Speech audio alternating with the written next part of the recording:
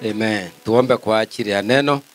Baba, katika jina la Yesu Kristo, Mungu mwenye rehema na Mungu mwenye huruma, naomba katika jina la Yesu tamaraki na utawale kipindi hiki cha neno. Mungu mwenye rehema, unitumie, maana mimi ni chombo chako, na kila roho mbaya inaweza inuka kinyume kupinga neno hili na maombi ibada kushindwa. Katika jina la Yesu nakemea roho inaweza inuka ishindwe. Kila roho ya Shetani inaweza inuka ishindwe. Na alika Roho wako Mtakatifu atawale mwanzo na mwisho. Na hili neno ninaomba Jehova Mungu liwe la baraka kwa wengi waliofungwa wasikuamini, wapate kufunguliwa kupitia kwa hili neno, ili wapate kutambua na kuamini hakika wewe ndio Kristo, wewe ndio Kristo, wewe ndio Kristo. Katika jina la Yesu naomba na kuamini. Amen. Bwana Yesu asifiwe. Haleluya. Basi nawakaribisha kutoka kitabu cha Matendo ya Mitume 16 kuendelea. Nitasoma kwa uwezo wa Bwana. Maandiko inasema, ikawa tulipokuwa tukienda mahali pale pa kusali, tulikutana na kijakazi mmoja aliyekuwa na pepo wa uanguzi, aliyewapatia bwana zake faida kubwa kwa kuwaua. Akamfuata Paulo na sisi akipiga kelele akisema, watu hawa ni watumishi wa Mungu aliye juu, wenye kuwahubiria njia ya uokovu. Akafanya hayo siku nyingi, lakini Paulo akasikitika, akageuka, akamwambia yule pepo na kuamuru kwa jina la Yesu Kristo, mtoke huyu. Akamtoka saa ile ile.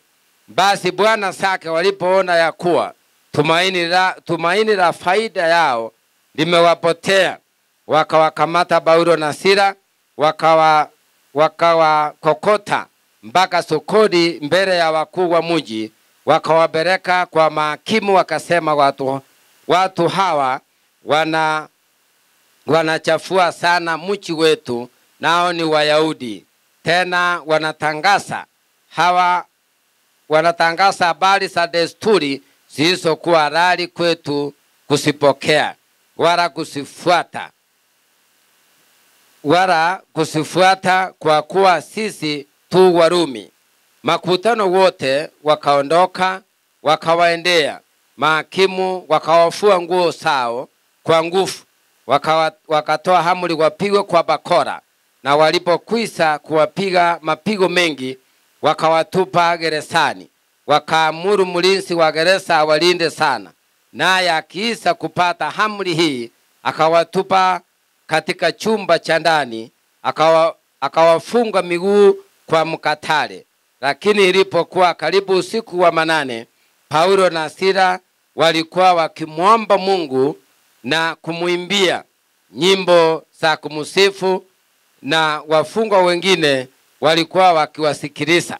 Ghafula bakawa tetemeko kuu la nchi, hata misingi ya gereza ikatingisika, na mara hiyo milango ikafunguka, vifungo vya wote vikalekezwa.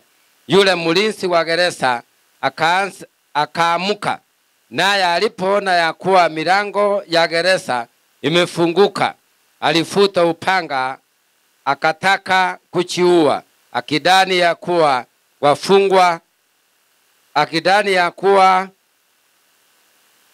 wafungwa wamekimbia.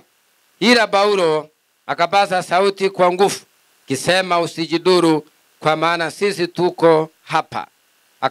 Akataka taa ziletwe, akarukia ndani akitetemeka kwa hofu, akawaangukia Paulo na Sila, kisha akawaleta nje, akasema, Bwana zangu, yanipasa nifanye nini nipate kuokoka? Wakamwambia, mwamini Bwana Yesu, nawe utaokoka pamoja na nyumba yako. Wakamwambia neno la Bwana yeye na watu wake waliomo nyumbani mwake. Akawakaribisha saa ile ile ya usiku, akawaosha mapigo yao, kisha akabatizwa yeye na watu wake. wote. Wakati huo huo akawaleta juu nyumbani kwake, akawaandalia chakula, akafurahi sana yeye na nyumba yake yote, maana amekwisha kumwamini Mungu. Kulipopambazuka, mahakimu wakawatuma wakubwa wa askari, wakisema, waacheni watu wale waende sao. Yule mlinzi wa gereza akawaarifu Paulo maneno hayo, akisema, mahakimu wametuma watu, akawaambia, wametupiga mbele ya watu wote bila kutuhukumu, na sisi tu Warumi, na tena wametutupa gerezani, na sasa wanataka kututoa kwa asiri. Sivyo, lakini na wache wenyewe wakatutoe. Wakubwa wa askari wakawaambia mahakimu maneno haya, nao wakaogopa waliposikia ya kwamba hao ni Warumi. Wakacha wakawasi, na walipokwisha kuwatoa nje, wakawaomba watoke katika mji ule. Nao wakatoka gerezani, wakaingia nyumbani mwa Lidia, na walipokwisha kuonana na ndugu, wakawafariji, wakaenda sao. Bwana abariki neno lake. Bwana Yesu apewe sifa. Bwana Yesu ainuliwe. Bwana Yesu apewe sifa. Ambia mwenzako kuna nguvu katika kuomba. Bwana apewe sifa. Maandiko imesema wakati Paulo na Sila walikuwa wanaomba na kuhubiri, walikutana na kijakazi mmoja aliyekuwa na bebo. Hii ni kama jini. Bwana apewe sifa. Hii ni kama jini ile inaletea wale wameamini miungu faida kwa njia za kiuganga na njia za kiuchawi. Kwa hivyo maandiko yamesema kwamba ile pepo watu wengi walitegemea katika mji ule. Maana Yesu alikuwa achahubiriwa bala watambue nguvu zake. Hivyo maandiko yamesema wakati Paulo na Sila waliingia na wakaweza kuhubiri na kuomba, ile pepo iliwafuata nyuma ikipiga kelele. Si kwamba Paulo walikosa, ni kwa sababu wamegusa mahali Shetani alikuwa ameteka watu nyara. Bwana apewe sifa. Kwa hivyo walipotaja jina la Yesu, ile mapepo yote ya kuleta faida kwa watu ilikimbia. Na ilipokimbia, maandiko yamesema Bwana sao hawakufurahi. Kuna poma saa hii huwezi enda ukaomba. Bwana asifiwe. Kuna poma unaweza ingia, pengine mmoja wa hiyo poma ameamini na akualike kule. Usikimbilie kama hujaelewa. Maana unaweza fika pale uraruliwe, ama mapepo ya ile poma ikulemee. Ndio maana maandiko yanasema hata wakati mwingine ni vizuri kuomba Mungu akupe mwelekeo, kama ni sawa kupeleka maombi kwa boma ama kwenda mahali fulani. Bwana apewe sifa. Kwa hivyo ule mji mara mingi walitegemea ile pepo. Ilipoondolewa, Paulo na Sila walionekana maadui. Maandiko imesema kwamba ikasemekana wasikwe, wapelekwe, wapigwe, watolewe nguo zote, kwa sababu tegemeo limekwisha kuondolewa. Bwana apewe sifa. Kulingana na haya maandiko hakuna mahali walikosa. Ni kutaja tu jina la Yesu. Maana maandiko yamesema Paulo aligeuka akakemea ile pepo, akasema na kuamuru katika jina la Yesu, mtoke huyu mtu, na hiyo pepo ikatoka. Bwana apewe sifa. Vita ikaanza mahali pale. Bwana apewe sifa. Kwa hivyo usiende mahali uchaelewa vizuri, waanze kuomba bila kuelewa elia hiyo iko namna gani. Utaweza Musa vita ingine uwezane naye. Bwana Yesu apewe sifa. Lakini hata sisi tutaomba kwa hili jina, mipango ya Shetani yote igeuke. Bwana asifiwe. Bwana Yesu ainuliwe. Kwa hivyo kulingana na haya maandiko, walipigwa kwa sababu ya uokovu. Usione ajabu wakati vita vinainuka. Wakati unainukiwa na matusi, mtegemee Mungu. Muombe Mungu, utashinda hiyo vita katika jina la Yesu. Bwana Yesu apewe sifa. Walipopelekwa, wewe unaona hawa ni watumishi, wametolewa nguo, wamepelekwa kwa soko, wamepigwa. Baada ya kipigo wamebebwa mpaka gerezani. Wamechanganywa na wafungwa wengine wenye makosa, na hawa hawana makosa. Bwana apewe sifa. Na ndio maana maandiko yamesema walipofika mahali pale hawakuongea na mtu, kwa sababu walimwamini Mungu aliye ndani yao. Ilipofika usiku, maandiko imesema walianza kumuomba Mungu, walianza kumwimbia Mungu nyimbo za kumsifu wakiwa wanatasamwa na wafungwa wengine. Kuna kipindi unaweza omba wengine wakutasame maana hawachaelewa unaongea na Mungu namna gani. Bwana apewe sifa. Kwa hivyo wao walifikiria ni maombi tu ya kawaida, lakini waliomba wakamaanisha. Waliomba wakaamini kwamba lazima kuwe na mabadiliko. Ndio maana walikuwa wamefungiwa ndani sana. Hiyo inakuonyesha nini? Hakuna mahali nguvu ya Mungu haiwezi ikafika. Hata kama umefungwa kiwango gani, wewe muamini Mungu tu, na mambo yote yaliyofungwa na ibilisi Mungu atafungua, Mungu atayategereza. Bwana apewe sifa. Wewe ukiguswa kidogo unasema nitaacha wokovu. Hata Biblia hii nitaweka chini. Hata hiyo kwaya anaweza wacha. Wanakwaya simuniza lipo. Na nikuguswa kidogo, Bwana apewe sifa. Lakini wewe hujatolewa nguo, hujapigwa, hujaingizwa gerezani, ulale kwa sakafu na una nguo, na umepigwa kwa sababu ya kutaja jina la nani? Bwana apewe sifa. Kuna vita vingine ambao wewe uone, unapigwa kwa sababu ulitambua siri ni Yesu. Kwa hivyo utachukiwa tu bila sababu, maana kulingana na maandiko walipigwa vita, lakini hawakukata tamaa. Walimwamini Mungu, wakamtegemea Mungu, Mungu akawasindania. Hawakufika mahali wakarudi nyuma. Na wewe usirudi nyuma. Bwana apewe sifa. Hata kama kutatokea nini usirudi nyuma. Bwana apewe sifa. Maana maandiko yamesema baada ya maombi ya imani kulitokea mabadiliko. Sasa nataka wewe ujioji, tumeomba mara ngapi? Na sasa wapi mabadiliko? Hiyo ndio swali nafaa ujiulize, kwa sababu wale kipindi kile yale mambo yalipotokea, haya ni majaribu, walimuomba Mungu na wakamsifu, hawakulalamika. Bwana asifiwe. Hawakusema manabii mbona hawakuona hili jambo, lakini wao waliamini Mungu kwamba tunataka tutulie kwanza, mapigo haya yapoe kwanza. Ndio maana mtu mwenye hekima, mtu mwenye busara hapa yuki haraka, akimbiri maneno haraka. Hata ukiingia kwa ile rango ukosewe. Mtu mwenye hekima aliye na roho wa Mungu, roho ya Kristo, roho ya uokofu, akimbiri maneno, anatulia tu, anachua sasa tutafanya ibada.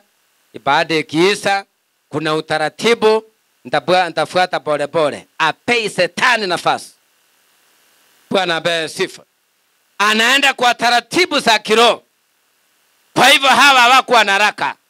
Maandiko yamesema wakatulia mpaka usiku wa manane, wametulia tu. Hawacha uliza kitu. Wanajipanga kwa kumuomba Mungu. Bwana asifiwe. Kwa hivyo ilipofika kipindi walianza maombi sasa. Maombi ya usiku. Wakamshukuru Mungu kwa kuwafikisha hapo. Wakamwimbia Mungu nyimbo za kumsifu. Maandiko yamesema ghafla kukatokea tetemeko. Bwana asifiwe. Na milango yote na minyororo ile walifungwa ikakatika, na milango ikafunguka kutoka ile ya ndani. Pole pole malaika akafanya kazi, akashughulika. Kwa sababu gani? Hawakunungunika, walimuhusisha Mungu, waliomba maombi. Maombi iko na nguvu. Bwana apewe sifa. Bwana Yesu ainuliwe. Waliomba mpaka milango ya gereza ikafunguka. Najua leo ninaongea na mtu ambaye amefungiwa milango ya madeni. Tunataka tuombe Mungu wa mbinguni, hiyo milango ifunguke katika jina la Yesu. Kuna mtu amefungiwa ndani ya chera, yaani hiyo chera imemutesa ya magonjwa. Hiyo chera imemutesa ya uchawi na mambo ambao ni ya kidunia hii. Lakini kwa sababu Mungu anaweza, aliyewachibu akina Paulo na Sila, hata sisi atatuchibu.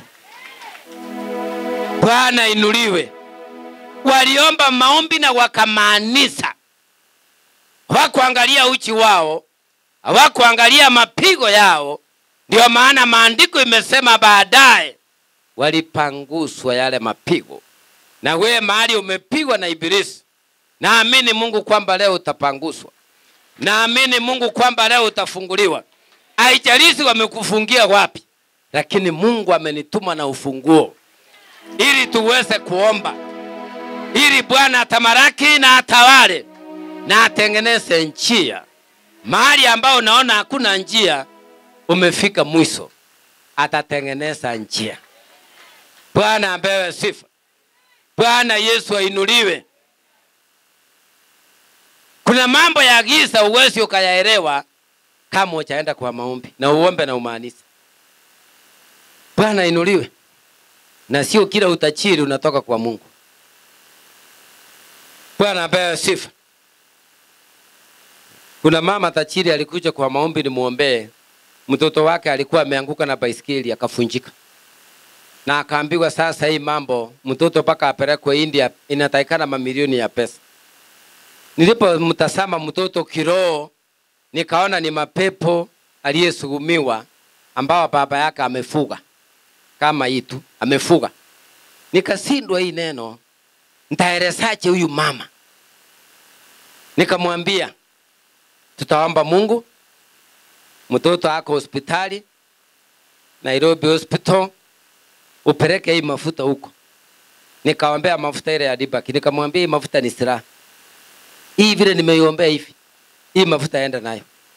Mtoto huyu atasimama kwa nguvu za Mungu. Bwana asifiwe.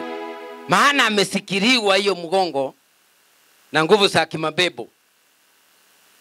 Unajua shetani akiingia, utaona huyo ni mtoto, utaona huyo ni mke, utaona huyo ni yule anakuombea, utatamani umtoe kafara. Lakini walio wa Mungu wamelindwa na nguvu za Mungu. Bwana asifiwe. Tukaomba maombi pale na nikamwambia enda umupake leo. Make sure umrudi hospitali. Mungu aanze kufanya kazi kwa huyo mtoto. Bwana asifiwe. Alisema straight anaenda na hiyo anointing. Hiyo ni imani. Alisema straight kutoka hapa nitaenda na hiyo upako paka huko. Akaenda akaomba madaktari akampaka huyo mtoto. Bwana asifiwe. Mtoto alikuwa hawezi geuka na hawezi tembea. Na sasa anapukiwa apelekwe wapi? India. Bwana apewe sifa.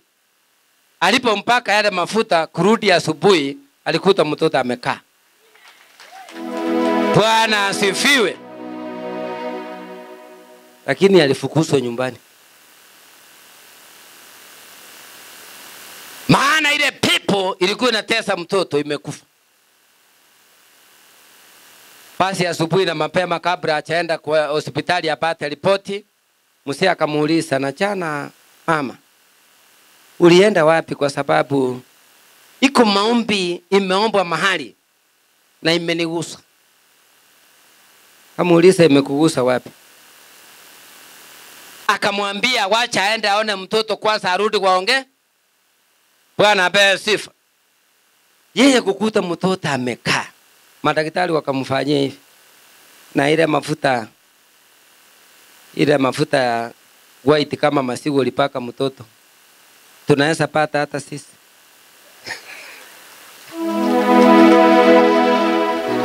Bwana asifiwe. Yeye mwenyewe akaambia madaktari kwamba hii mafuta nilienda kwa nabii akaniambia mtoto si ajali ya kawaida, na hiyo mfupa ichafunjika. Nilete hiyo mafuta nimpake, na tuliomba maombi ya roho huko. Kwa hivyo hata Nairobi Hospital wanajua hii madhabahu. Bwana Yesu asifiwe. Bwana inuliwe. Mama yule akapigia mzee akamwambia kwa furaha, mtoto amepona na amekaa. Akamwambia ushindwe. Mama akashindwa. Yeye ndio masikio imeharibika. Mzee achafurahi vile mtoto amepona. Hata Waswahili walisema kikurajo. Bwana Yesu asifiwe. Sasa alirudishwa kwa mkutano kabla mtoto hajatolewa hospitali. Akamwambia sasa ameharibu kinga yake. Na alinunua mamilioni ya pesa, alitoa nchi ya mbali. Hiyo mapepo ni ya South Africa. Mnaona vile watu wanaenda mapepo mbali? Na hapa tukisema tununue vitu vyombo, nikiongea hivi nikikohoa inisumbui, pesa inakosa. Mnaonaje? Bwana Yesu asifiwe. Yeye mwenyewe akamwambia sasa arudi kwao. Mama akalia machozi akanipigia akaniambia, kwa hivyo hii maombi vile uliomba mtoto amepona, si maandiko inasema tushukuru Mungu? Nikamwambia ni kweli inasema, lakini akasema mzee wake yeye amemwambia asijaribu kutaja jina la Yesu hapo. Lakini nikamwambia shukuru Mungu mtoto amepona. Hayo mengine atakuja baadaye. Ni Mungu alitaka ujue kwa nyumba yako kumechengwa madhabahu gani. Bwana apewe sifa. Unajua sasa mimi nataka kuomba tofauti kidogo leo, ili mahali unaenda ujue nini inakukura.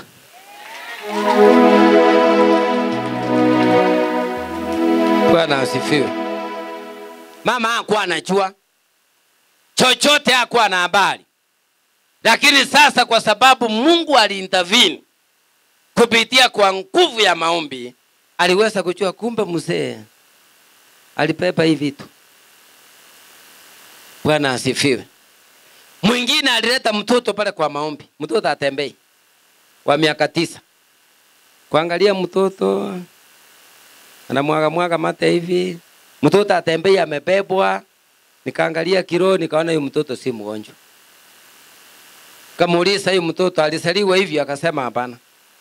Ameanza hii shida kama miaka 2 sasa. Kaambia sasa kwa sababu mmekuja wazazi wote, nenda mtubu, muombe msamaha kwa Mungu, huyo mtoto asimame. Bwana asifiwe. Sasa mama akauliza tutubu, sichaelewa. Uliza mwenzako wewe unaelewa? Bwana asifiwe. Yeye akasema achaelewa. Nikamwambia sasa ngea na mzee kidogo kama yeye anaelewa. Tukisaelewania hapa katika jina la Yesu mtoto asimame. Bwana apewe sifa. Tulipoongea nikaona sasa mzee ameanza kukasirika, anasema acha maombi kama hii sasa tafanya watu tuanze kukosana. Nikamwambia mimi sikuitwa nifurahishe watu. Niliitwa nipeane neno vile iko. Kwa hivyo mimi nimepeana tu. Bwana asifiwe. Mimi nahurumia hiyo mtoto kwa sababu si mgonjwa, iko pepo ine ya jini ndani. Inaleta utachiri kwa fulani. Sasa sijui fulani ni nani, lakini nyinyi mniambie. Bwana asifiwe. Isa mwenzako umeokoka? Muulize baada ya kuokoka ulikombolewa? Yaani uliachana na mambo ya dunia? Yaani tunamaanisha kwa vitina au huko? Si tunaongea mwambi. Kwa hivyo kwa vitina au huko? Kwa uganga au huko? Kwa mambo ya dunia au huko? Muulize unaonaje hapa ni sawa? Bwana asifiwe. Kwa nini maombi ya Paulo ilifika haraka? Ilifika haraka, haikuchelewa. Unajua kuna wengine hata ukifunga, hata uende kwa mlima, hakuna kitu inafanyika. Baridi tu. Hata uwepo hakuna. Bwana apewe sifa. Lakini hawa maandiko imesema wakatulia, wakangoja masaa, wakaanza kumuomba Mungu, wakamaanisha kwa ile maombi, wakasema Mungu wa mbinguni, sisi ni watumishi, tunakutumikia na tunaomba uingilie hili jambo kati. Kuna maombi mengine tunaitanga emergency. Sasa kuna wengine emergency ifiki kwao kwa sababu msingi ni mbaya. Bwana apewe sifa. Lakini hawa watumishi maombi yao ya emergency ilifika haraka. Bwana apewe sifa. Kuna kipindi unaweza kuwa mahali pengine ni ndege umepanda ikose mwelekeo, lakini wewe kama unaelewa maana ya uokovu, utaokoa wale watu wote. Maana utataja tu jina Yesu, Jesus, hivyo tu. Kusema tu Jesus na itaingia. Lakini wewe ukitaja Jesus kwa mfuko, kutaendaje hapo? Kwanza utapigwa sana, utafanya mambo ikuwe ngumu zaidi. Bwana apewe sifa. Kwa hivyo hawa waliomba wakamaanisha. Yule ambaye anaelewa maana ya uokovu ule amebeba. Muombe Mungu, mwambie Mungu, yale ninapitia yote unayajua. Mtumishi wako akiomba na mimi hivi fungo iniondokea katika jina la Yesu. Bwana apewe sifa. Walikuwa wananiangalia hivi, nikawaambia sasa tutaacha mtoto ateseke. Alafu mzee anaongea polepole, sasa tumekuja utupe suluhisho, utupe mwelekeo. Nikamwambia mimi nimesema malisa, ni nyinyi mjadiliane, munipe chipu. Maandiko yanasema Isaya 1 kuendelea kwamba njoo tuseme sana yasema Bwana. Bwana Yesu ainuliwe. Baada ya hapo mimi nitapata nafasi ya kuomba ili mtoto asimame. Bwana apewe sifa. Akaambia bibi yake, wakaenda nje kwanza kidogo, wakaongea. Akaambia bibi, rudi kwanza wewe ndani, uliza mtumishi tufanyaje. Bibi naye akaja akaniambia, hii mzee iko straight. Unaona ametumwa tofauti, ananiuliza. Bwana asifiwe. Bwana Yesu ainuliwe. Hii mahubiri na maanisha hivi. Msichana anayeolewa mahali na harusi ya heshima ama ndoa ya heshima kwa vyovyote vile, lakini akifika kwa ile boma akute kuna network, tunakuanga na Safaricom na Airtel na hizi zingine. Sasa ukikuta hiyo boma iko na Airtel na wewe ni wa Safaricom, unaweza kutoa hata pesa. Unaelewa sasa? Hiyo ni mambo ya mtandao.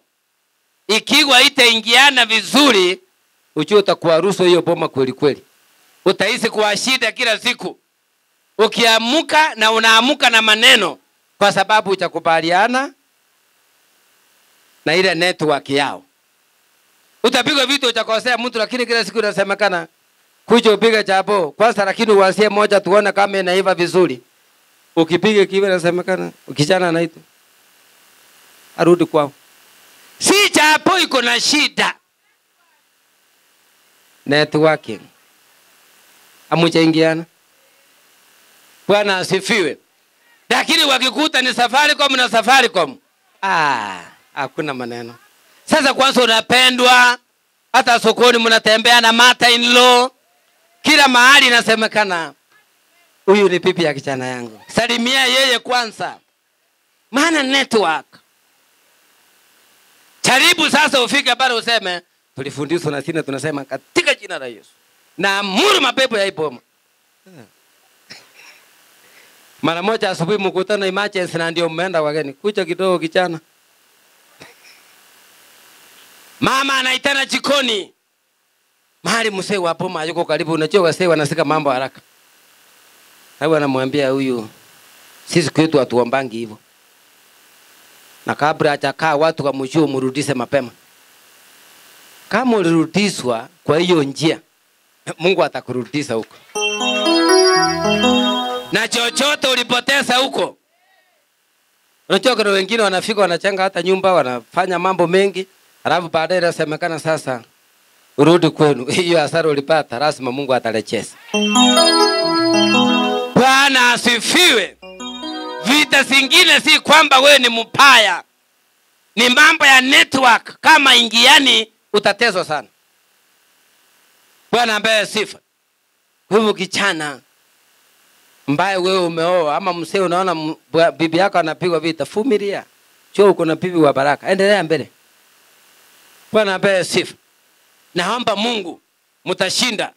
Maana Paulo na Sila walishinda, hata sisi tutashinda. Bwana Yesu ainuliwe. Ukiona mahali biashara iko, ukiona kwa ofisi ya mwelewani unashindwa mnakosania nini? Kila mtu ako na laini yake. Shida iko wapi? Hapo ukopi leo. Ujue sasa hapa network sio moja. Bwana asifiwe. Bwana Yesu apewe sifa. Hii mambo wakati maombi iliombwa, ile pepo ya faida ikakufa, vita iliinuka.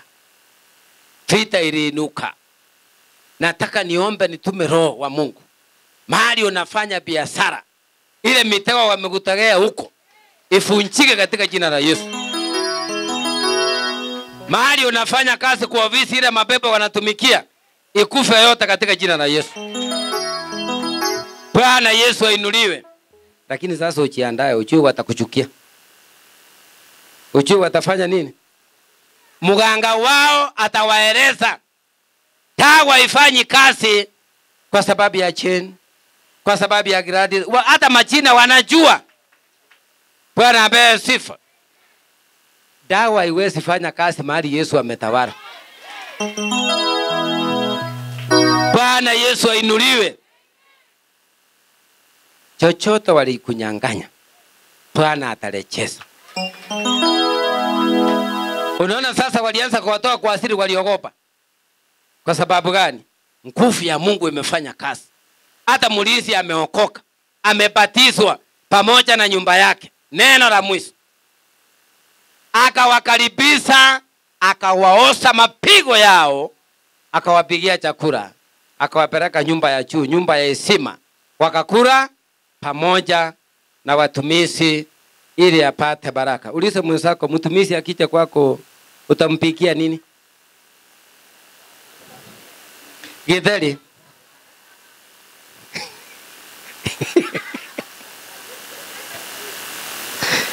Watumishi wanakula mboga, wanakula cabbage. Mtoto amesema omena. Kwa nini? Nataka usome hiyo. Kwa nini yule mlinzi aligundua hao watumishi sitakubali waende hivi? Hata maji waku ndio waniachie baraka. Tupie Yesu makofi. Bwana Yesu asifiwe. Alafu hapo chini maandiko yamesema wakafurahi furaha kubwa kwa kumpokea Kristo. Bwana apewe sifa. Bwana Yesu ainuliwe. Hiyo furaha inamaanisha nini? Ukikutana na mtumishi wa Mungu, usimjeruhi. Asikuasike kwa sababu yako. Utafaulu kwa maisha. Bwana asifiwe. Kwa hivyo alimeki sure vile nimekaribiana na watumishi, nimepata hii chance. Maana alijua amri aliyepewa kwamba watu wameenda. Lakini Paulo akamwambia usijiue. Maana alifuta upanga alipoona hawapo tena. Kwa hivyo yeye akamwambia kwamba tuko hapa tu. Milango imefunguka, hatutaenda mbali. Maana hatupigani wenyewe. Bwana asifiwe. Kwa hivyo Paulo akasema sisi tuko hapa. Na akauliza swali. naweza fanya nini niweze kuokolewa? Unajua wengi tukimaliza wanakujanga hapa wananiuliza, sina naweza fanya nini nikuwe mdosi? Naweza fanya nini kazini mimi niongeze mshahara? Naweza fanya nini niende majuu? Naweza fanya nini? Ni wachache tu anaweza uliza. Naona siku hizi nikiomba maombi yangu haiendi sawa, naomba mwelekeo. Kuomba hayo yote nimetangulia kusema ni sawa. Lakini kwanza mtafuteni Mungu na hayo mengine yote mtasidisiwa. Bwana apewe sifa. Unapogundua hiyo njia, ndio maana mlinzi namba 1 aliomba nini? Wokovu. Yeye alisema mimi na nyumba yangu naomba wokovu. Naomba wokovu. Siku moja niliwatuma mchawi nirudishia majibu. Niliwaambia mara mingi nikiitisa wokovu hapa, kuna watoto hapa mnaita little angels wanaokoka. Usijidanganye. Ati little angel. Unaona mtoto anapiga magoti hapa amempa wokovu, na wewe unaenda nyumbani unakaa tu starehe. Hata umuulizi, ulielewa wakati chini aliitisa wokovu, wewe ukaenda ukaombea wokovu? Do you understand the meaning of salvation? Ulielewa maana ya hii wokovu? Atakwambia utashangaa, lakini wewe ufuatilie, mliombea wokovu. Good. Tuendelee mbele. Ujaribu tu kumuuliza pole pole. Ulielewa? Niliona ulienda na watoto wengine walienda. Hawa wanajua kwa nini amekuja. Anaelewa vizuri kwa nini amekuja kuombea wokovu. Mtoto. Na wewe umekaa tu. Tunaenda mbinguni. Lakini mtoto ameguswa, amekuja mpaka nikimuongoza kwa sala ya wokovu, amefuata. Nataka uelewe hapo. Amefuata, amemaliza yote. Na wewe uende umuulize, ulipoamua leo kuokoka, wewe ni mtoto, umekosea wapi? Ili akueleze. Hata kuna wazazi nilituma hivi, hawajaleta ripoti. Walifikiri ni mambo ya kawaida. Lakini huyu mtoto amejiokoa roho. Ingekuwa bora ufuatilie. Kuna mama siku moja niliambia kwa maombi pale, nikamwambia mama, hii mambo ya kwenda kwa maombi huku na huko na huko ukitapiriwa haitakusaidia. Ujumbe wako ni moja. Ujumbe wako ni moja tu. Kijana yako ameingia kwa Illuminati na ameingia deep. Sio mtu wa kuokoka huyo. Na usipoomba kwa bidii atakutoa. Lakini leo nitakuombea hiyo pande moja mkono imekauka, utapona katika jina la Yesu. Alipopona alisahau. Alifikiri mambo ni kawaida. Lakini sasa pole, maana alienda hakutii. Baada alimtoa tu. Maana hakutii. Baada ya kupona kwenda mbele aliona mambo ni sawa, akasahau ujumbe. Ili usahau vitu vyote, lakini usisahau yale Roho alinena. Hata kama miaka imepita usisahau. Alipokuja kumtazama nikaona kiwanga amefika, huyu kuhisi ni ngumu. Maana hakutii. Bwana asifiwe. Mambo mengine ni rahisi unapotii. Hata Paulo aliuliza swali, mlitupiga bure hatuna makosa. Sasa mnataka kututoa kwa asili kwa sababu sisi ni Warumi. Bwana apewe sifa. Kwa nini waliogopa? Kwa sababu maombi iliombwa. Na maombi ilipoombwa, mipango ya kisetani iligeuzwa kupitia kwa nguvu za maombi. Paka ile milango yote ilifunguka, utukufu ukamrudia Mungu. Bwana apewe sifa. Heri, narudia ujumbe huo, heri usahau vitu vingi. Heri usahau. Lakini usisahau neno la Roho. Usisahau. Kama Roho alisema utaenda ngambo, Roho ndiye alisema. Pengine wewe uchichelewesha. Akisema amesema. Is the final say. Akisema amesema. Wewe jua tu. Kitu yoyote imenenwa. Bwana asifiwe. Kitu yoyote imenenwa. Hiyo imenenwa. Bwana apewe sifa. Seli yako hapa na anajua tulipokuwa zamani sana kanisa mzee. Niliwaambia Roho amesema familia yote ipige magoti. Hata baba yake alikuwa hiyo kipindi tukiomba pale. Nilipoomba hivi kumaliza, Roho akaniambia mwambie mzee familia yake ni ya baraka na wote watapanda ndege. Huyu amepanda hawezi hesabu. Watu wao wote si wako ng'ambo. Ama hawako. Walienda wote. Unabii lazima utimie.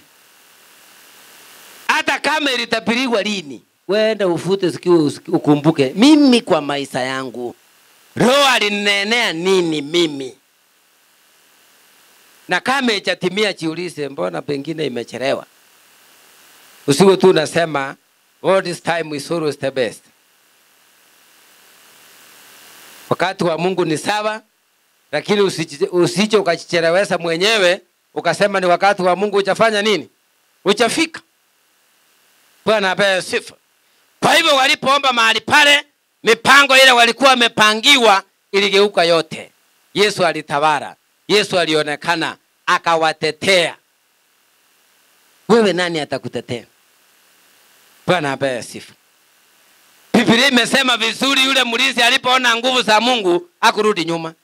Ile chance, ile opportunity ilitokea ile minute, hakuipea chance, alisugulikia vilivyo.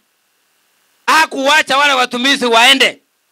Alijaribu kukaa hapa na hapa ili ajue njia ya Bwana, ili ajue njia ya wokovu, ili ajue atafanya nini, ili naye majaribu ikicha apiganiwe vile ameona hao wamepiganiwa. Yeye ndio askari pale, yeye ndio mlinzi pale, yeye ndiye aliwafunga vile wamefunguliwa hata aelewi. Bwana apewe sifa. Na Mungu anafanya kazi yake wakati ambapo wengine wamelala. Mnaona hata askari alilala. Mungu alituma usingizi ya kwanza akala. Maana hajaelewa wokovu, ndio Mungu ashughulikie watu wake. Bwana Yesu asifiwe. Niliwaambia kuna siku niliombea mama mchane, bwana yake alikuwa mtu mwenye mali, mwenye masamba na pesa nyingi. Ule mzee alipokufa walitaka wafukuze ule bibi, wamnyanganye mali aende kuteseka na watoto. Alipofika kwa maombi, niliomba maombi na nikamwambia Mungu atakutetea. Hakuna kitu itapotea mpaka mwisho. Bwana apewe sifa. Nikamwambia hata hiyo pesa iko kwa banki, ilikuwa cooperative bank, pesa mingi. Utaenda utatoa, hakuna kitu watafanya. Walikuwa wanajaribu kumsunguza hapa na pale, waliposhindwa na document, sasa wanatumia wewe wakora. Sasa kila mtu ana bahati yake. Bwana apewe sifa. Nikaomba Mungu, walipomfuata kule town cooperative bank, wakakaa huko. Huyo ndugu alikuwa amekaa pale ana monitor huyo mama ameandikwa, ana monitor. Mungu alileta usingizi. Akakaa hapa kwa banki akalala. Mama akatoa pesa vizuri, akamaliza, akaenda. Yule akalala mpaka masaa ya banki ikafika kufungwa, akaulizwa, "Amko umelala hapa na mama?"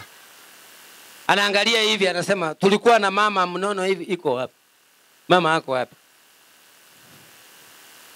Ndio aenda nyumbani. Pesa ilisaa toka mama Bwana asifiwe. Vile Mungu atakupigania wewe ule ambao umeamini. Bwana asifiwe. Mungu atakupigania kiwango wewe amini. Bwana Yesu asifiwe. Wewe tembea katika njia zake. Wewe epukana na waganga na mambo ya dunia na uchafu na usarati. Mwambie Bwana, tembea na mimi. Pilo ulitembea na Paulo, tembea na mimi. Yeusa kila mipango yote ya Shetani, kila gereza ya kisetani ambao umefungwa ndani, Mungu na akufungue leo katika jina la Yesu. Na pia nataka tuombe Mungu hapa atende jambo kwa wale wafungwa wako gerezani, wamefungwa bure kwa kuwekelewa maneno. Hii madhabahu watetee. Bwana inuliwe. Sababu hata Paulo walifungwa bure kwa sababu ya kutaja jina la Yesu Kristo. Bwana apewe sifa. Kwa hivyo Yesu alitacha jina la baba yake Mungu wa mbinguni akapigwa vita. Lakini mwisho Mungu aliyemwamini alimsindania. Ndio maana maandiko yanasema na sisi tutaomba na tutataja jina hili, maana ni jina ngoma imara, jina yenye mamlaka. Usikia mahali wameomba wamesema tumeomba katika jina la Bwana, usiseme amen haraka, sababu uchui ni Bwana gani huyo. Maandiko yamesema jina la Yesu. Ambia mwenzako hivyo. Hilo ndio tutatacha hata hapa. Bwana asifiwe. Ili safari ya ng'ambo ifunguliwe, biashara yako ifunguliwe, ndoa yako ifunguliwe, wewe uliye tasa upata watoto, na Baba wa mbinguni ainuliwe katika jina la Yesu. Bwana Yesu apewe sifa. Nataka niwafundishe kidogo sasa mambo ya kiroho. Maandiko yamesema walipoomba walisikia kitu tofauti. Inafaa hata wewe usikiange hivi. Bwana apewe sifa. Yaani ukiomba ukianza sasa maombi, unajua sasa hii ni eneo ingine. Isena another level. Bwana asifiwe. Katika hiyo hali ni vizuri experience kitu gani Mungu anafanya. Kuna wengine unasikia kama nywele inasimama, kuna wengine unasikia kutapika. Unajua hiyo ni operation ya kipingu inakupigania. Lakini ukisikia uko kafu, tena baridi, hata joto hakuna, hapo kuna hatari. Lisa mwenzako hiyo mambo imetajwa, iko hata moja unasikianga. Bwana asifiwe. Hivi ndivyo utasikia, usingoje uone malaika, mimi nitamuona kabisa live. Lakini wewe utasikia dalili. Tabautisa hiyo. Unajua Miriam alipeleka fitina kusema kwa nini kwa kisuko unaongea na Musa au Musa anatuambia hata sisi tuongeleze. Wakaambiwa Musa ni rafiki yangu na nena na yeye uso kwa uso. Habari lazima mupate kutoka kwake. Na wakapiwa na magonjwa kwa sababu ya kuongelea fitina. Mtumishi wa Mungu mke wake. Bwana asifiwe. Ukisikia fitina ya kanisa kaa mbali. Fitina ya watumishi kwanza kimbia. Sio kukaa mbali, kwanza kimbia. Maana maandiko yanasema usiwagusa hao watumishi, utalaaniwa. Bwana apewe sifa. Bwana Yesu inuliwe. Ambia mwenzako sini amesema ataomba Mungu akugusa. Muulize uko tayari? Bwana Yesu asifiwe. Bwana inuliwe. Biblia imesema misingi ilitingisika. Misingi. Mnaelewa? Misingi ilitingisika. Kwa hivyo mahali umetoka, kama kuna madhabahu ya ukoo inatawala, hiyo ni misingi. Those are the foundations. Bwana asifiwe. Ikiwa ni laana za ukoo, tamu mbaya za ukoo, madhabahu ya ukoo huko imetawala, hiyo yote ni misingi. Bwana apewe sifa. Tunataka tuombe Mungu. Tuombe Mungu. Tuombe nani? Mungu hapa. Tuombe Mungu. Bwana asifiwe. Tuombe na tumaanishe tumeomba Mungu. Bwana apewe sifa. Ndio paka kule walikufungia wafili kuna kitu. Kuna dada niliombea hapa kitambo, yule alikuwa anatoa ulimi hivi hapa kwa madhabahu. Alafu mapepe yanasema imeficha, hawezi shika passport, hawezi fanya nini. Akienda kuchukua hata passport, vitu yake yote inapotea. Juzi aliniambia ile mambo yote iliisha, sasa anaenda ng'ambo. Bwana Yesu asifiwe. Acha nipigie niambie kama alifika. Aliniambia kila kitu imeisha, sasa anaenda. Ule mliona anatoa ulimi hapa. Alienda. Bwana asifiwe. Mliona hiyo mapepe ilikuwa imekatalia kabisa ati huyu hawezi panda nde. Nikaaburu nikasema huyu, nyinyi ni mapepo na msindo katika jina la Yesu.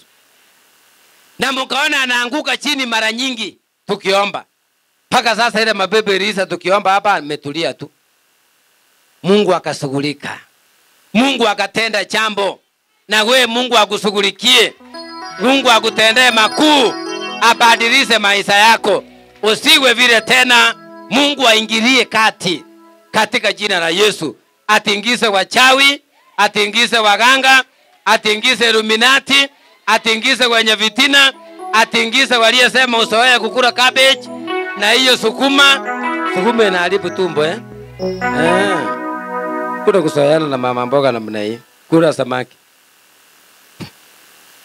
Bwana Yesu asifiwe. Tunataka tuombe Mungu. Tunataka tuombe Mungu. Tunataka tuombe Mungu. Katika jina la Yesu. Ageuze misingi. Misingi mibaya ambayo imefanya ukwame mahali pamoja. Bwana apewe sifa. Unajua mwingine aliniuliza hapa kwa maombi vile unatuombea hivi. Alafu watu wamebarikiwa sana. Mbona usitoe hii nyumba hapa? Nikamuuliza niipeleka wapi? Uko juu. Juu wapi? Masiwa. Masiwa ndio juu ama ni Muhindi? Bwana Yesu asifiwe. Akaniambia kule juu mahali hata wakubwa wakicha hakuna kungangana kupaki gari. Kamwambia ngangana hapa. Hapa ndio baraka iko. Mungu ndiye alisema hii nyumba kaange hapa na kanisa ni hapa. Siku ile atasema tena isonge ndio mwenye kazi. Bwana apewe sifa. Itasonga. Kwa hivyo Roho alisemanga hivi na wakumbuza hiyo kidogo. Hapa ni kisima kisafi. Tunakuja tunapokea baraka, tunasonga. Mwambie mwenzako hivyo. Hapa ni mahali pa kunyakua baraka. Tukipokea tunaenda. Tunaenda Runda, tunaenda Karen, tunaenda Joska. Amuongee kama wale wanaenda. Wengine wanakatalia hapa Njenga. Tuanze tena. Nani anasema tuanze? Watu hapa hebu. Bwana asifiwe. Hii ni maombi Mungu anataka akupeleke mahali. Ambia mwenzako hivyo. Hii maombi itakupeleka mahali. Mwambie mwenzako anza kujiandaa.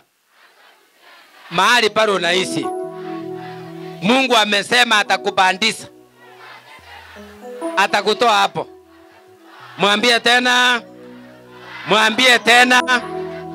Mwambie tena. Atakupeleka mahali. Mahali pa baraka. Tupie Yesu makofi. Amen. Amen. Amen. Mahali utapelekwa hakuna kuota vibaya. Mahali utapelekwa na Mungu hakuna kukaa na madeni. Bwana asifiwe. Ni mahali pa baraka. Mungu amenituma nikuambie hivi. Kwa hivyo pokea hiyo katika jina la Yesu. Amen. Na uende uandike leo tarehe. Ukumbuke ile siku Roho alisema ninapandishwa. Bwana asifiwe. Ile siku Roho alisema ninapandishwa. Nitoke mahali na niende mahali. Katika jina la Yesu. Katika jina la Yesu. Katika jina la Yesu. Katika jina la Yesu. Katika jina la Yesu. Na mjue sasa hapa tumetangaza vita. Mnaona sasa hiyo ujumbe vile umetoka hivyo? Hiyo ni vita tayari. Shetani ni yule anataka uishi nyumba ya 1000 kukinyesa ujipange. Hiyo ni mipango ya Ibilisi. Anataka ukae mahali hata renti ikulemee. Hiyo ni mipango ya nani? Ya Shetani. Lakini nimeambiwa nikuambia hakuna kulemewa. Bwana ametumana atakupigania. Bwana amesema atakupigania. Bwana Yesu ainuliwe. Hiyo ni ujumbe. Mungu amesema atakupigania, atakutoa hapo, atakupeleka mahali, na hiyo gereza uliyefungiwa Bwana ameifungua katika jina la Yesu. Tusimame mbele za Bwana, tutetee baraka zetu ili tuende kiwango kingine vile ameahidi Bwana Mungu. Santarabosi karadora dai. Nenge Yesu ribagantarabosaya.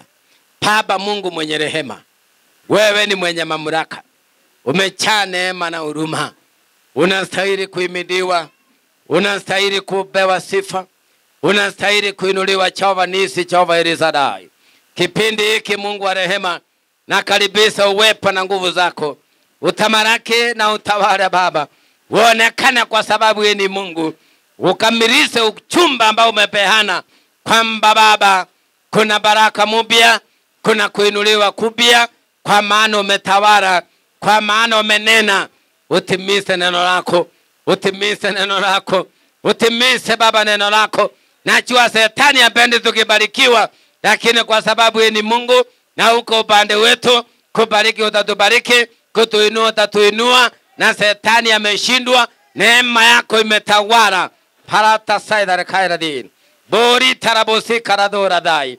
Baba, kwa sababu wewe ni mwema, kwa sababu wewe ni Mungu, maandiko yanasema Baba, tukuabudu katika roho, tukuabudu katika roho, roho ya haki na ukweli. Baba, uonekana kwa sababu wewe ni Mungu. Kila aliyefungiwa neema, kila aliyefungiwa baraka, naomba Mungu wa mbinguni, naomba Mungu mwenye rehema, ukaingilie kati Baba, ukatamaraki na ukatawale. Aliyefungwa kwa ajili ya ndoa, naomba Mungu umuondolee hiyo gereza. Aliyefungiwa neema ya ng'ambo, naomba Mungu ondoe hiyo gereza, ufungue milango ya ng'ambo, ufungue milango ya ndoa. Maana maandiko imesema walipoomba Paulo na Sila, hata kama walikuwa uchi, hawakuona uchi wao, walikuona wewe ni Mungu, umejaa neema na rehema. Unastahili Jehova Mungu, unastahili Mungu wa Yakobo, unastahili Jemadari, utamaraki na utawale Baba. Wale waliofungiwa neema ya urithi, katika jina la Yesu wafunguliwe, katika jina la Yesu wafunguliwe, katika jina la Yesu wafunguliwe. Hiyo kifungo iondolewe, hiyo kifungo iondolewe, hiyo kifungo iondolewe. Kila kifungo imezuia urithi, tunaondoa hiyo kifungo Jehova, katika jina la Yesu mwana wa Mungu. Kila kifungo kwa ajili ya ndoa, kila kifungo kwa ajili ya madeni, kila kifungo kwa ajili ya magonjwa, ribaganta saida kai, kila kifungo ya ibilisi, kifungo ya mateso iondolewe katika jina la Yesu. Kila kifungo ya uchawi, kifungo ya uganga Baba, tunaiondoa. Kifungo ya Shetani tunaiondoa. Tunaondoa kifungo yoyote anaishi na kifungo, kifungo ya magonjwa na madeni, pepo wachafu wote, kifungo ya ibilisi, kifungo ya mateso, kifungo ya madeni, kifungo ya madharau, kifungo ya kukataliwa, kifungo ya rahana, kifungo ya madhabahu ya ukoo, kifungo ya rahana za ukoo. Tunaondoa kifungo ya Shetani, kifungo ya Shetani tunaondoa, tunaondoa, tunaondoa, tunaondoa kila kifungo ya ibilisi, kila kifungo ya ibilisi. Na iamuru katika jina la Yesu, katika jina la Yesu, katika jina la Yesu. Tumekataa Baba kifungo ya Shetani, pepo mchafu ribai. Na amuru mapepo na majini, nguvu za giza zilizokutesa siondolewe, operation iondolewe, mateso iondolewe, kila jera ya Shetani iondolewe, iondolewe. Kila kifungo ya ibilisi tumeondoa Baba, kila jera ya ibilisi, jera ya madeni, jera ya magonjwa, jera ya vifungo, ribai, iondolewe, iondolewe, iondolewe. Jera ya kifo, jera ya kansa, jera ya HIV/AIDS, jera ya presa Baba, jera ya presa na sukari iondolewe. Ndio Rabi, iondolewe. Ndio Baba, iondolewe, niondolewe, iondolewe, iondolewe. Mungu wa mbinguni, tuma jeshi yako ya mbinguni ishughulike kuondoa hiyo jera ya mateso. Ribai, shughulika Mungu wa Yakobo, shughulika Baba yangu, katika jina la Yesu. Mungu mwenye rehema, Mungu mwenye nguvu, ndoto zote za Shetani siondolewe. Ndoa Baba katika jina la Yesu, ndoa katika jina la Yesu. Ondoa ya pepo, jera ya magonjwa, jera ya operation iondolewe, iondolewe. Ndio hiyo, iondolewe. Pepo ya operation, pepo ya operation, pepo ya operation iondolewe, iondolewe. Ndio hiyo, iondolewe. Pepo ya operation iondolewe, tuiondoe. Tumekataa sisi, tumekataa, tumekataa hiyo jera, chera ya magonjwa, chera ya operation, tumekataa katika jina la Yesu, katika jina la Yesu. Kila ufalme wa giza ubomolewe, ubomolewe. Kila ufalme wa giza iondolewe katika jina la Yesu, katika jina la Yesu, katika jina la Yesu. Hiyo chera ya uchawi, chera ya uganga, chera ya madeni, chera ya majini, tunaondoa, tunaondoa, tunaondoa Baba, tunaondoa Baba, tunaondoa Rabi. Oh Jehova, tunaondoa chera ya utasa, chera ya utasa. Oh ripai, chera ya utasa Baba, tunaondoa katika jina la Yesu. Hiyo chera iondolewe. Kila aina ya chera ya kisetani inayetesa Baba watu wako Rabi, chera ya setani iondolewe. Hiyo vifungo ya kisetani Baba iondolewe, iondolewe, iondolewe katika jina la Yesu. Roho ya uchawi iondolewe, iondolewe. Roho ya uchawi katika nabii kuuza watu wako iondolewe, ikataa iondolewe. Roho ya uchawi iondolewe katika jina la Yesu, katika jina la Yesu, katika jina la Yesu, katika jina la Yesu, katika jina la Yesu Baba, katika jina la Yesu iondolewe. Ndio iondolewe Rabi, iondolewe Baba riba. Iondolewe, iondolewe Baba, iondolewe ya pepo, iondolewe ya pepo, iondolewe ya pepo, pepo ya kurudisha watu nyuma iondolewe katika jina la Yesu. Hiyo pepo iondolewe. Ribai Baba, ribai, ribai Baba rati, iondolewe. Pepo ya uchawi, pepo ya uganga iondolewe katika jina la Yesu. Pepo ya giza iondolewe, iondolewe. Pepo ya uganga, laana ya ukoo, madhabahu ya ukoo, laana za ukoo, total deliverance. Ribai Baba, ribai, total deliverance, total deliverance. Ribai Baba, ribai, total deliverance. Ribai Baba rati, ho ribai, ribai Baba, ribai, ribai Baba, ribai, ribai Baba, ribai. Oh ratil, Baba ribai, Baba ribai, Jesus ribai, ratil, Baba ribai, oh ritai, Baba ribai. Maliza kazi ya giza, maliza kazi ya giza katika jina la Yesu. Walio naso wateseke, geuza hiyo laana iwe baraka. Wapiganie vita kila mapepo na nguvu za giza zilizotesa watu wako, na siondoa katika jina la Yesu, na siondoa kwao katika jina la Yesu, katika jina la Yesu, katika jina la Yesu. Mateso iondolewe, mapepo iondolewe, laana iondolewe, majini iondolewe, majini iondolewe. Roho ya kupinga baraka tunaondoa hiyo pepo. Kila roho chafu ya kupinga baraka katika jina la Yesu iondolewe. Kusemu utaenda, kusemu utaenda. Bwana Yesu amekataa. Kusemu utaenda, watabarikiwa. Rodi achiria, watabarikiwa. Mwache huyo mama abarikiwe, mwache huyo mzee abarikiwe, mwache huyo kijana abarikiwe. Hauna mamlaka, hauna mamlaka, hauna mamlaka. Utarudi kusemu, utarudi kusemu, utarudi kusemu katika jina la Yesu. Inauliza hiyo pepo kwamba ienda wapi? Kusemu, kusemu katika jina la Yesu. Hiyo pepo ya kuharibu baraka ienda kusemu. Ndio ienda kusemu. Ndio hiyo ienda kusemu. Kusemu katika jina la Yesu, katika jina la Yesu, katika jina la Yesu, katika jina la Yesu. Ienda kusemu, ienda kusemu, ienda kusemu. Ikuachirie wewe, ikuachirie. Ienda kusemu, kusemu moto wa Yesu, kusemu katika jina la Yesu. Kusemu, kusemu kila mapepo inayozuia baraka nimeiamurisha ienda kusemu. Kila aina ya mateso, kila aina ya magonjwa ienda kusemu. Kila chera ambao umefungwa kuzunguka mahali pamoja, bora itaragai hiyo vifungo, vifungo ya kimapepo iondolewe, iondolewe, iondolewe Baba, iondolewe Jehova, iondolewe vifungo katika jina la Yesu. Kila taragai nenge Yesu rebahe tamaraki Baba, Mungu wa Yakobo, utamaraki utawale, uwakomboe Baba, uwakomboe Kristo, uwainue Jehova, uwatakase Baba, wape neema, wape neema, wape neema Jehova, wape neema ya baraka, ubadilishe maisha yao iwe ya baraka, iwe ya baraka Baba, iwe ya baraka Jehova. Mateso uondolee, ukumbuke nyumba zao, ukumbuke njia zao na uokofu wa Kristo.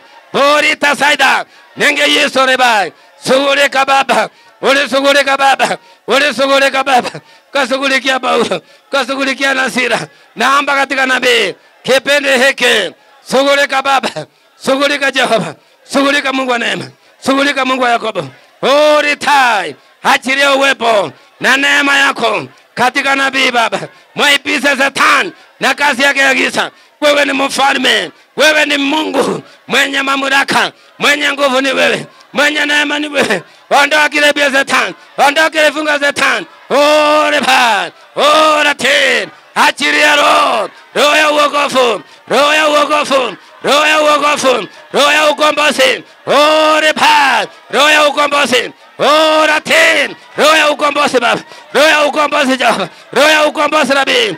Ori tarasaida, nenge Yesu reba, Baba ritaragai, nenge Yesu radi, Bori tasaida, nenge Yesu radi, Baba ritai, Baba raten, Baba rogola rangai, nenge Yesu radi, Bori tasaida rekai, nenge Yesu radi. Mungu mwenye rehema, wainue tena, wainue Rabi, wainue Jehova Mungu, watakase Mungu wa rehema, watende mema Baba.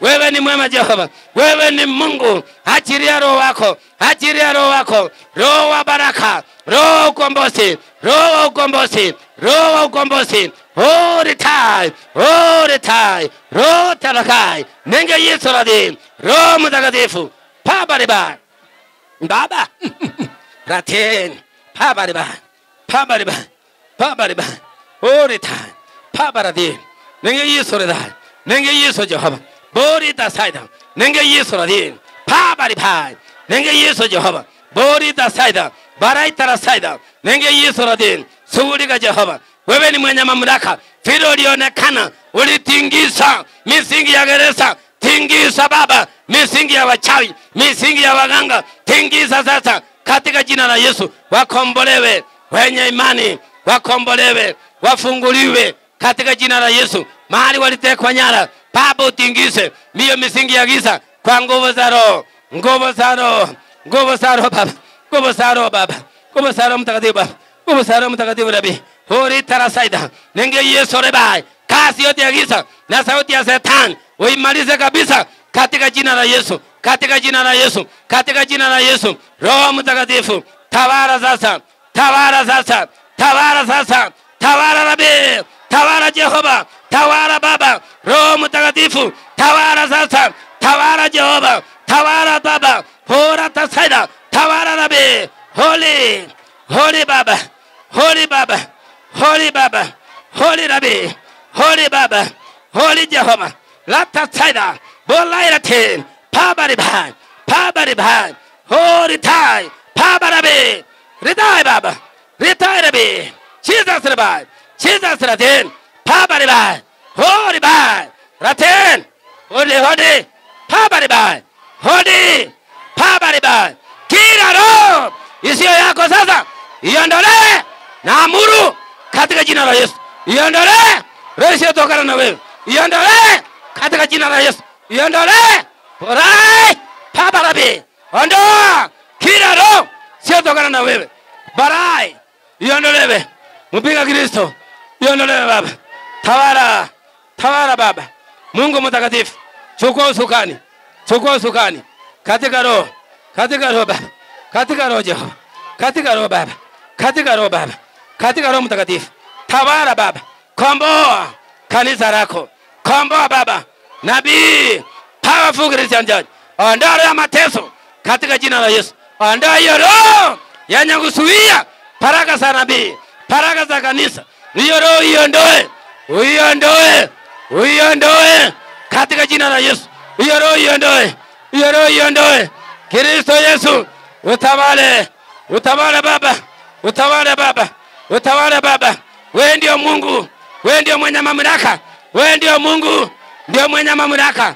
Unageuza Baba hali zote za Shetani. Wewe ni Mungu, umejaa rehema, umejaa rehema, umejaa rehema, umejaa rehema Baba, umejaa rehema Nabii. Rita saida, nenge Yesu rebai, Santa Rabosaya, Borita saida, nenge Yesu radin, Borita rabogoria, Barata saida rakai, nenge Yesu radin, Borai Baba, ratene Jehova, Mungu mwenye rehema, Mungu mwenye mamlaka, Ni wewe Baba. Ni wewe unastahili. Ni wewe unastahili. Ni wewe unastahili wa kuabudiwa, wa kuinuliwa. Ni wewe Mungu. Ni wewe Mungu mwenye mamlaka, mwenye kuponya, mwenye kuokoa, mwenye kutakasa, mwenye kuondoa uovu wote, mwenye kusamea dhambi na makosa. Ni wewe Mungu. Ni wewe Mungu. Ni wewe Mungu. Ni wewe Mungu Baba. Ni wewe Mungu Jehova. Ni wewe Mungu Baba. Ni wewe Mungu Rabi. Ni wewe Mungu Baba. Lalai. Baba lalai. Baba lalai. Baba lalai. Baba lalai. Baba lalai. Baba lalai. Baba lalai. Baba lalai. Baba lalai. Baba lalai. Baba lalai. Baba lalai. Baba lalai. Oh lipa. Baba lalai. Oh Jehova. Baba lalai. Oh lipa. Baba lalai. Oh lekai. Baba lalai. Nangai lalai. Baba lalai. Oh Jehova. Lili Baba. Oh Jehova. Lili Yesu. Lipai Baba. Lili Yesu. Oh Baba. Lili Jehova. Oh Baba Rabai. Rabai. Baba Rabai. Lili. Lili. Lili Baba. Lili. Lili. Lili. Lili. Lili. Lili. Lili. Lili Baba. Oh Baba. Lili. Lili. Lili. Baba yangu. Oh baba yangu. Baba yangu. Baba yangu. Lili. Lili Baba. Lili Baba. Lalai Baba. Oh Baba. Baba Rabai. Lalai. Lalai. Lalai Baba. Lalai Baba. Jesus. Jesus. Jesus Rabai. Jesus Rabai. Lili. Lili Baba. Lili Baba. Lili Baba. Lili Joe. Oh Rabai. Oh Radin. Baba Rabai. Oh Radin. Polai. Polai Baba. Oh Rabai. Oh Rabai. Shughulika Baba. Shughulika mwenyewe. Shughulika Baba. Mungu wa Yakobo. Mungu mwenye rehema. Oh Rabai. Baba Rabai. Baba Rabai. Mungu wa Yakobo. Mungu wa Paulo. Uko wapi Baba? Uko wapi Baba? Oh Rabai. Raten. Raten. Baba Raten. Oh Rabai. Uko wapi Baba? Mungu wa Yakobo. Mungu mwenye rehema. Mungu mwenye rehema. Shughulika Baba. Wewe ni Mungu. Wewe ni mwenye rehema. Uliwakomboa wana wa Israeli. Uliwakomboa. Waliomba Baba. Waliomba Baba. Waliomba Baba. Waliomba Baba. Oh Reba. Oh Ratel. Baba yangu. Mungu wangu. Mwenye rehema. Mwenye mamlaka. Wewe Mungu. Unastahili. Unastahili. Unastahili Baba. Unastahili. Unastahili. Unastahili Baba. Unastahili. Unastahili Baba. Unastahili. Unastahili Baba. Unastahili. Jehova ni Sadai. Wastahili. Wastahili. Wastahili. Mungu wa Yakobo. Wastahili. Wastahili Baba. Wastahili. Wastahili. Wastahili. Baba unastahili. Wastahili. Mungu wa mbinguni. Mungu wa mbinguni. Mwenye neema. Mwenye neema. Ni wewe Mungu. Ni wewe Mungu. Ni wewe Mungu. Shughulika Baba. Ulisugulikia Paulo na Sila Baba. Walipofika mwisho ulionekana Baba kwa ile chela. Kwa ile chela Baba. Kwa ile chela Jehova. Ulionekana Baba. Wewe ni Mungu. Hakuna mwingine. Hakuna mwingine. Hakuna mwingine. Hakuna mwingine. Hakuna mwingine. Ni wewe Mungu. Ni wewe Mungu. Ni wewe Mungu. Wa kuabudiwa. Wa kuinuliwa. Ni wewe Mungu. Ni wewe Jehova. Ni wewe Mungu. Ni wewe Rabi. Ni wewe Jehova. Umejaa neema. Umejaa rehema. Wa kuondoa uovu. Ni wewe Mungu. Ni wewe Mungu. Wa kuondoa maovu. Ni wewe Mungu. Wa kuondoa magonjwa. Ni wewe Mungu. Wa kuondoa laana. Ni wewe Mungu. Wa kuondoa mabebo. Ni wewe Mungu, ni wewe mwenye rehema, ni wewe Baba yangu. Wastahili Jehova. Bori tarabosaya. Nenge Yesu rebagan tarabogoria. Uimidiwe Baba. Uinuliwe. Uimidiwe. Uinuliwe. Uinuliwe. Uinuliwe Baba. Uinuliwe Jehova. Mungu wa Ibrahim, Mungu wa Isaka, Mungu wa Yakobo. Uliahidi. Uliahidi Baba. Uliahidi baraka. Uliahidi watangulizi wetu neema na baraka. Oh Jehova Mungu, usitupite Baba. Usitupite Rabi. Usitupite Baba. Wewe ni mwenye huruma. Wewe ni mwenye rehema. Wewe ni mwenye mamlaka. Umetawala Baba. Tumekucha Baba kukitazama Baba kiti cha enzi chako, maana ndipo Baba kunatokea baraka. Kunatokea baraka. Kunatokea baraka. Utubariki Baba. Ubariki kanisa lako. Uri tarabosaya. Bori tarabogoraragai. Nenge Yesu rebai. Mungu mwenye rehema, nami unikumbuke. Unilinde na nyumba yangu kwa neema hii kubwa. Uniinue Baba. Uniinue Baba. Uniinue Jehova. Mungu wa Israeli. Mungu mwenye heri. Mungu mwenye mamlaka. Ni wewe Jemadari. Umetuma jeshi la mbinguni limeshughulika. Umetuma jeshi Baba.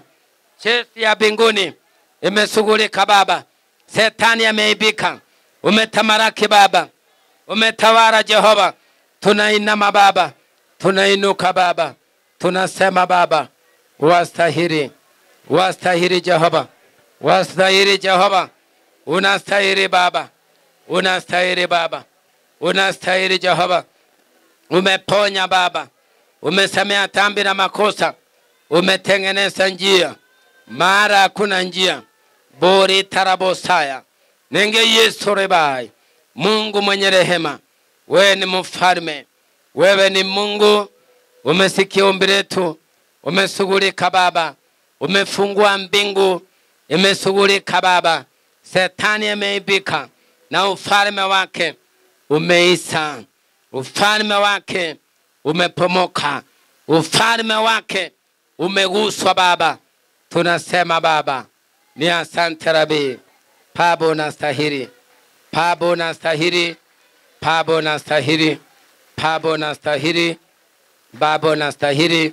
Baba unastahili. Baba unastahili. Baba unastahili. Asante kwa malaika wa uponyaji.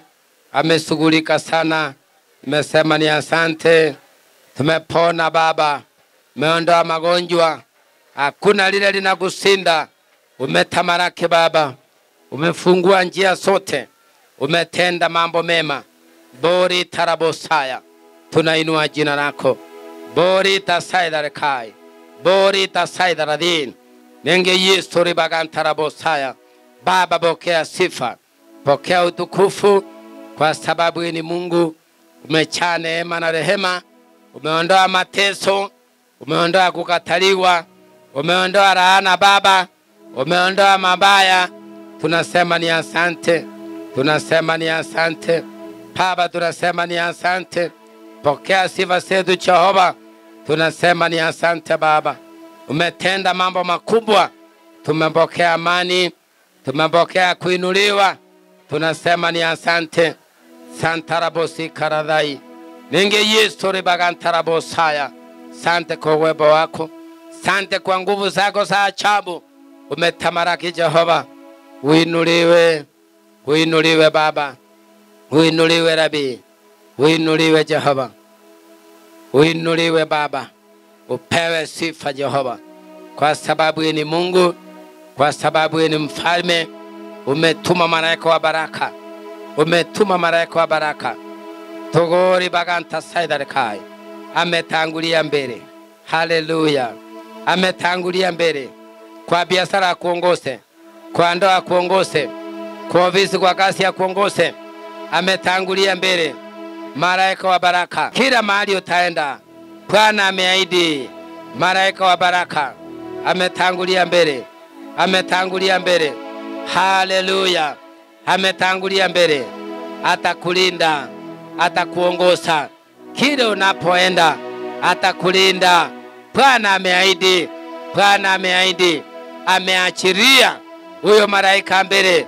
Porita Saidarakai atangulie kila mahali unaenda, aondoa aibu ya Shetani, akuachie baraka, akuachie ushuhuda. Asema Bwana. Santarabosi karadai nenge Yesu ribagantarabosaya. Porita Saidarakai radin, Porita Saidarakai radin. Santa Baba, Santa Mfalme, Santa Baba, mbingu imeshughulika. Tumeona wema wako, tumeona uwepo wako, Roho wako Mtakatifu, ishara zako za ajabu zimetawala. Wabariki Baba watu wetu wote, wabariki washirika wote, wabariki viongozi wote, wabariki wanakwaya, bariki nchi yetu Kenya. Tunaomba amani, tunaomba amani Kenya, tunaomba baraka Kenya, tunaomba baraka Kenya.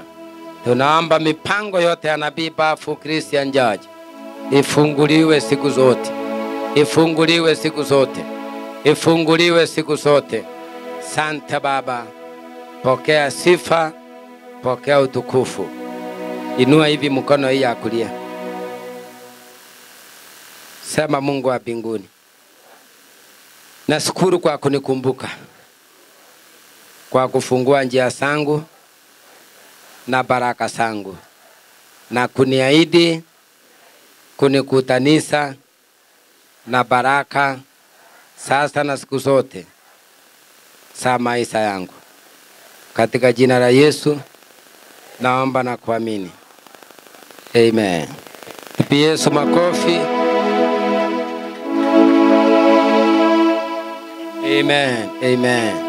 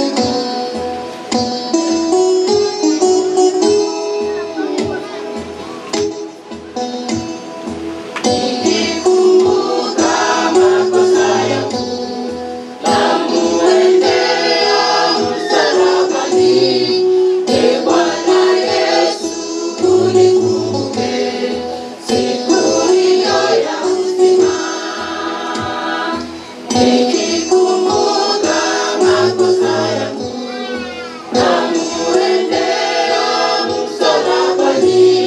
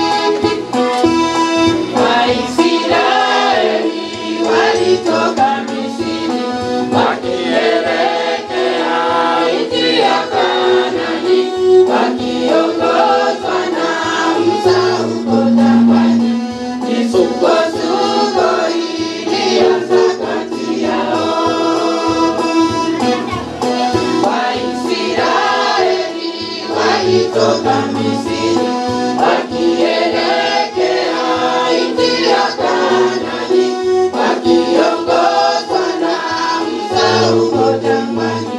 Misukosuko ilianza kati yao, Musa watutesa, mbona watutoa huko Misri, mahali dunia hakuna, na hapa jangwani hakuna hata maji. Musa watutesa, mbona watutoa huko Misri, mahali tulikuwa dunia hakuna, na hapa jangwani hakuna hata maji.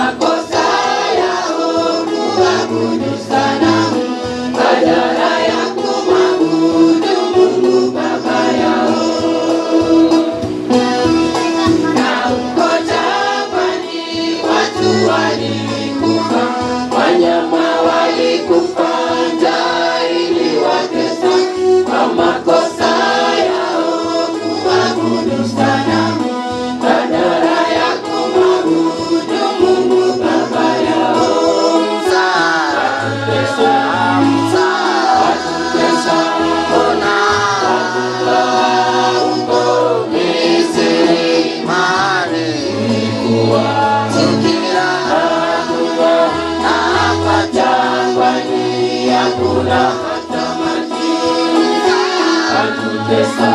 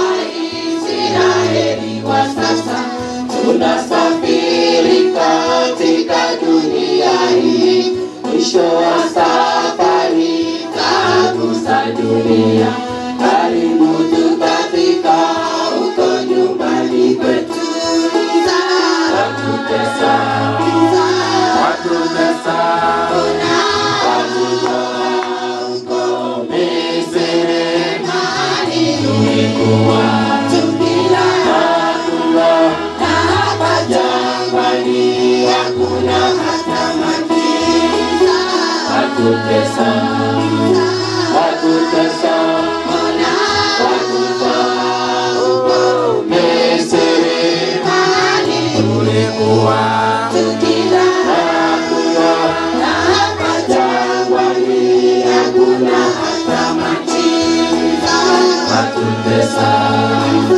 watutesa watutoa huko Misri, Imani tulikuwa tukila